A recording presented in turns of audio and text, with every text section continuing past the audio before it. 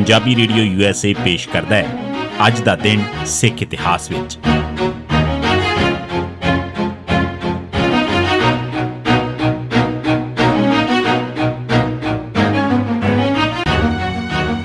ਸਿੱਖ ਇਤਿਹਾਸ ਦੀਆਂ ਘਟਨਾਵਾਂ 'ਚ 13 ਅਪ੍ਰੈਲ ਦਾ ਦਿਨ 1907 ਪੰਚ ਖਾਲਸਾ ਦੀਵਾਨ ਭਸੌੜ ਕਾਇਮ ਹੋਇਆ। ਪੰਚ ਖਾਲਸਾ ਭਸੌੜ 13 ਅਪ੍ਰੈਲ 1907 ਦੇ ਦਿਨ ਕਾਇਮ ਕੀਤਾ ਗਿਆ ਸੀ। ਇਸ ਨੇ 1926 ਤੱਕ 19 ਸਾਲ ਲਗਾਤਾਰ ਬਹੁਤ ਮਾਰਕੇ ਦੀਆਂ ਕਾਰਵਾਈਆਂ ਕੀਤੀਆਂ, ਪਰ ਬਾਬੂ ਤੇਜਾ ਸਿੰਘ ਭਸੌੜ ਨੂੰ 1927 'ਚ ਪੰਥ 'ਚੋਂ ਖਾਰਜ ਕਰਨ ਦੀ ਕਾਰਵਾਈ ਮਗਰੋਂ ਇਸ ਜਥੇਬੰਦੀ ਦੀ ਭੂਮਿਕਾ ਲਗਭਗ ਖਤਮ ਹੋ ਗਈ। 1919 ਜਨਰਲ ਡਾਇਰ ਨੇ ਜਲਿਆਂਵਾਲੇ ਬਾਗ 'ਚ ਗੋਲੀ ਚਲਵਾਈ। 13 ਅਪ੍ਰੈਲ 1919 ਦੇ ਦਿਨ ਅੰਮ੍ਰਿਤਸਰ ਦੇ ਜਲਿਆਂਵਾਲੇ ਬਾਗ 'ਚ ਮਾਰਸ਼ਲ ਲਾਅ ਦੇ ਵਿਰੋਧ 'ਚ ਹੋ ਰਹੇ ਇੱਕ ਜਲਸੇ ਨੂੰ ਸੁਣਦੇ ਹੋਏ ਲੋਕਾਂ ਤੇ ਜਨਰਲ ਡਾਇਰ ਨੇ ਬਿਨਾਂ ਕਿਸੇ ਅਗਾਊਂ ਸੂਚਨਾ ਦੇ ਤੇ ਅੰਨ੍ਹੇਵਾਹ ਗੋਲੀਆਂ ਚਲਾ ਕੇ 379 ਬੇਗੁਨਾਹ ਨਿਹੱਥੇ ਲੋਕਾਂ ਨੂੰ ਕਤਲ ਕਰਕੇ ਤੇ 1200 ਤੋਂ ਵੱਧ ਲੋਕਾਂ ਨੂੰ ਜ਼ਖਮੀ ਕਰਕੇ ਪੰਜਾਬ 'ਚ ਦਹਿਸ਼ਤ ਤੇ ਨਾਲ ਹੀ ਰੋਹ ਦਾ ਮਾਹੌਲ ਪੈਦਾ ਕੀਤਾ। 1967 ਭਾਈ ਨੰਦ ਸਿੰਘ ਦੀ ਸ਼ਹੀਦੀ।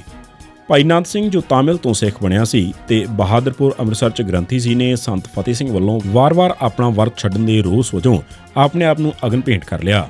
ਇਹ ਜਥੇਦਾਰ ਦਰਸ਼ਨ ਸਿੰਘ ਫੇਰੂਮਾਨ ਤੋਂ ਪਹਿਲਾਂ ਦੀ ਸ਼ਹੀਦੀ ਸੀ। 1968 ਪੰਜਾਬੀ ਸਕੱਤਰੇਤ ਪੱਧਰ ਤੱਕ ਲਾਗੂ ਕੀਤੀ ਗਈ।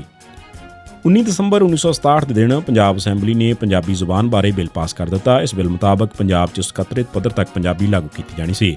29 ਦਸੰਬਰ 1967 ਨੂੰ ਗਵਰਨਰ ਪਾਵਤੇ ਨੇ ਬੋਲੀ ਬਿੱਲ ਤੇ ਦਸਤਖਤ ਕਰ ਦਿੱਤੇ। ਇਸ ਹੇਠ 13 ਅਪ੍ਰੈਲ 1968 ਤੋਂ ਸਕੱਤਰੇਤ ਪੱਧਰ ਤੱਕ ਪੰਜਾਬੀ ਲਾਗੂ ਕੀਤੀ ਜਾਣੀ ਸੀ, ਜੋ ਲਛਮਣ ਸਿੰਘ ਗਿੱਲ ਨੇ ਕਰ ਵਿਖਾਈ। 1978 ਅੰਮ੍ਰਿਤਸਰ 'ਚ ਨਿਰੰਕਾਰੀਆਂ ਨੇ ਭਾਈ ਫੌਜਾ ਸਿੰਘ ਸਣੇ 13 ਸਿੱਖ ਸ਼ਹੀਦ ਕੀਤੇ।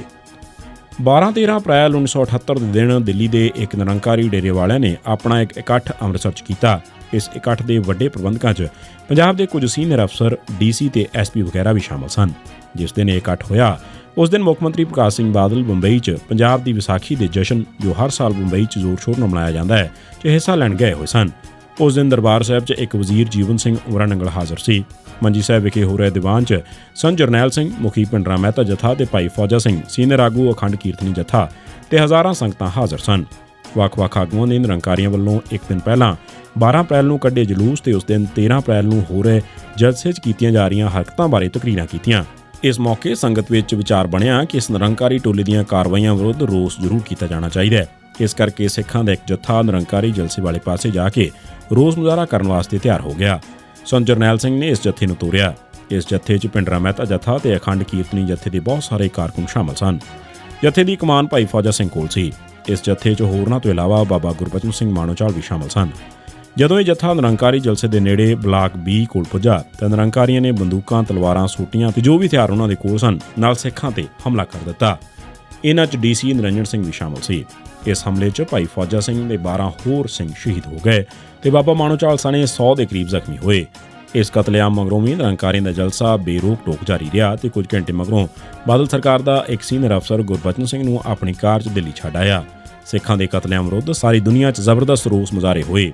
ਇਹ ਮੁਜ਼ਾਹਰੇ ਕਈ ਦਿਨਾਂ ਤੱਕ ਜਾਰੀ ਰਹੇ। ਸਿੱਖਾਂ ਦੇ ਰੋਹ ਤੋਂ ਡਰ ਕੇ ਪੰਜਾਬ ਸਰਕਾਰ ਨੇ ਗੁਰਬਚਨ ਸਿੰਘ ਤੇ ਕਈ ਹੋਰਾਂ ਵਿਰੁੱਧ ਰਸਮੀ ਤੌਰ ਤੇ ਕੇਸ ਵੀ ਦਰਜ ਕੀਤਾ। 1988 ਜਸਬੀਰ ਸਿੰਘ ਰੋਡੇ ਨੇ ਤਲਵੰਡੀ ਸਾਬੋ 'ਚ ਨਵਾਂ ਐਲਾਨ ਕਰਨਾ ਸੀ, ਪਰ ਆਪਣੇ ਜੀਜੇ ਭਾਈ ਗੁਰਜੀਤ ਸਿੰਘ ਦੀ ਚੁਣੌਤੀ ਤੋਂ ਡਰ ਗਿਆ। ਸਰਕਾਰ ਨਾਲ ਸਮਝੌਤਾ ਕਰਕੇ ਜੇਲ੍ਹ 'ਚੋਂ ਆਏ ਜਸਬੀਰ ਸਿੰਘ ਰੋਡੇ ਨੇ 13 ਅਪ੍ਰੈਲ 1988 ਦੇ ਦਿਨ ਤਲਵੰਡੀ ਸਾਬੋ 'ਚ ਹੋਣ ਵਾਲੇ ਸਿੱਖਾਂ ਦੇ ਵੱਡੇ ਇਕੱਠ 'ਚ ਕੋਈ ਐਲਾਨ ਕਰਨ ਦੀ ਸਕੀਮ ਬਣਾਈ ਹੋਈ ਸੀ, ਜਿਸ ਦੀ ਖਾੜਕੂਆਂ ਨੂੰ ਭਿਣਕ ਪੈ ਗਈ। ਇਸ ਤੇ 11 ਅਪ੍ਰੈਲ 1988 ਦੇ ਦਿਨ ਪੰਥਕ ਕਮੇਟੀ ਨੇ ਐਲਾਨ ਕੀਤਾ ਕਿ ਖਾਲਿਸਤਾਨ ਤੋਂ ਘੱਟ ਕੁਝ ਵੀ ਮਨਜ਼ੂਰ ਨਹੀਂ ਕੀਤਾ ਜਾਵੇਗਾ।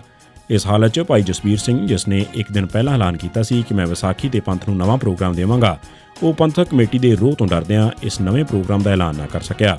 ਦਰਅਸਲ ਜਸਬੀਰ ਸਿੰਘ ਦੇ ਬੋਲਣ ਤੋਂ ਪਹਿਲਾਂ ਹੀ ਉਸ ਦੇ ਜੀਜੇ ਗੁਰਜੀਤ ਸਿੰਘ, ਪ੍ਰਧਾਨ ਸਿੱਖ ਸਟੂਡੈਂਟ ਫੈਡਰੇਸ਼ਨ ਦੇ ਇੱਕ ਨੁਮਾਇੰਦੇ ਨੇ ਐਲਾਨ ਕੀਤਾ ਸੀ ਕਿ ਖਾਲਿਸਤਾਨ ਤੋਂ ਘੱਟ ਕੁਝ ਵੀ ਨਹੀਂ ਮੰਨਿਆ ਜਾਵੇਗਾ ਤੇ ਭਾਰਤ ਦੇ ਆਇਨ 'ਚ ਰਹਿ ਕੇ ਗੱਲ ਕਰਨ ਵਾਲਿਆਂ ਦਾ ਹਸ਼ਰ ਲੌਂਗੋਵਾਲ ਵਾਲਾ ਹੋਵੇਗਾ। ਇਸ ਕਰਕੇ ਜਸਬੀਰ ਸਿੰਘ ਨੇ ਐਲਾਨ ਕੀਤਾ ਕਿ ਸਿੱਖਾਂ ਦੇ ਗਲੋਂ ਗੁਲਾਮੀ ਦਾ ਜੂੜਾ ਲੱਥਣ ਤੱਕ ਪੰਥਕ ਜਦੋਜਹਿਦ ਜਾਰੀ ਰਹੇਗੀ।